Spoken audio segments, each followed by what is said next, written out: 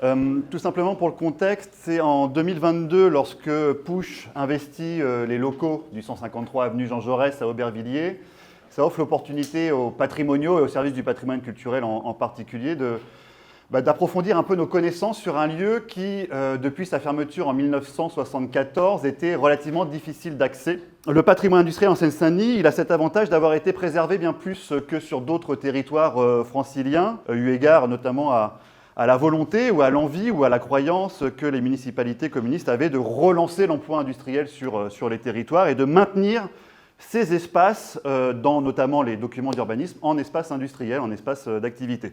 Ça a permis de maintenir des sites industriels et donc une sorte de friche patrimoniale ou des réserves patrimoniales qui sont maintenues dans le temps et dans l'espace.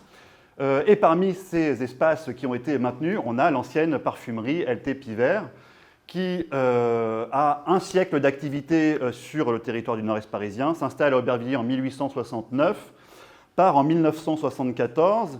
Il est important de rappeler que LT Pivert est une société qui existe encore, qui est entièrement autonome, indépendante. Elle a une usine à Chartres qui regroupe une quinzaine de personnes contre 1500 personnes à Aubervilliers en 1927, réellement la date de l'apogée. Pivert, aujourd'hui, c'est un nom un peu méconnu, mais il faut imaginer qu'à la fin du 19e siècle, début du 20e siècle, c'est une maison qui est concurrente de Guerlain, qui est concurrente de Roger et Gallet. Donc c'est réellement sur la parfumerie une maison extrêmement importante et qui va avoir cette spécificité de participer à la démocratisation de la parfumerie à l'échelle nationale et internationale. Le slogan Pivert, c'était Pivert parfume le monde entier, donc il y a une double acception dans ce slogan. C'est parfumer le monde entier, ils avaient réellement une stratégie à l'international et il y avait également une stratégie de démocratisation de la parfumerie pour fournir ce produit de luxe à l'ensemble des catégories sociales. Pivert va progressivement se développer, va complètement se lancer dans ce qui va révolutionner l'industrie de la parfumerie à la fin du 19e. C'est la distillerie par les solvants volatiles, notamment le benzène, qui vont accélérer et vont faciliter et réduire le coût de production de la parfumerie, et la parfumerie de synthèse, qui va réellement devenir une des activités de la parfumerie les plus importantes. Et donc Pivert va être une des premières maisons à réellement prendre à corps cette synthèse, les dirigeants étant convaincus que c'est l'avenir de la parfumerie et dans la synthèse. 1927, Aubervilliers va regrouper tous les sites que Pivert avait éparpillés encore un peu à Paris, boulevard de Strasbourg notamment. Le site va couvrir 20 000 m², donc on est sur 2 hectares répartis sur 3-4 emprises autour d'Aubervilliers. 1927, c'est réellement l'apogée de la maison. 1500 salariés concentrés à Aubervilliers. Et là, il y a donc un chiffre qui est assez révélateur. Sortent par minute de l'usine d'Aubervilliers 1200 produits. Et ils exportent en un mois de l'usine d'Aubervilliers ce que l'ensemble du secteur de la parfumerie exportait en France en 1900. Donc, ce qui vous montre l'importance de l'entreprise, mais surtout la stratégie de l'export. Et c'est cette stratégie de l'export qui va réellement être très pénalisante à partir de 1931, quand la crise économique atteint la France. Toutes les activités qui étaient très dépendantes des marchés extérieurs vont pâtir du krach boursier de 29.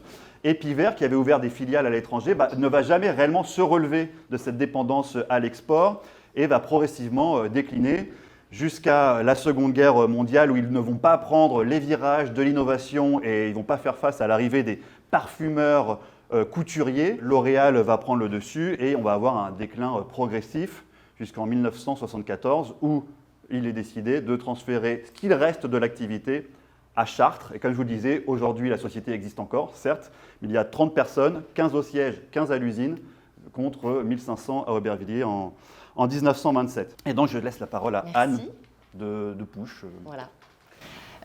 Donc, vous entendez ce mot Push. On va quand même vous dire ce que maintenant l'usine est devenue. Alors, Push, c'est un lieu de création et d'exposition.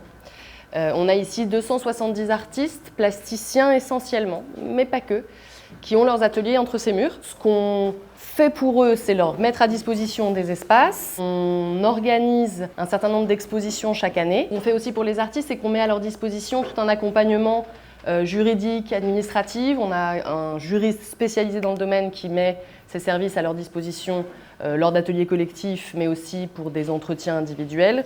Les artistes ne sont pas toujours très à l'aise avec tous les aspects administratifs et juridiques et financiers.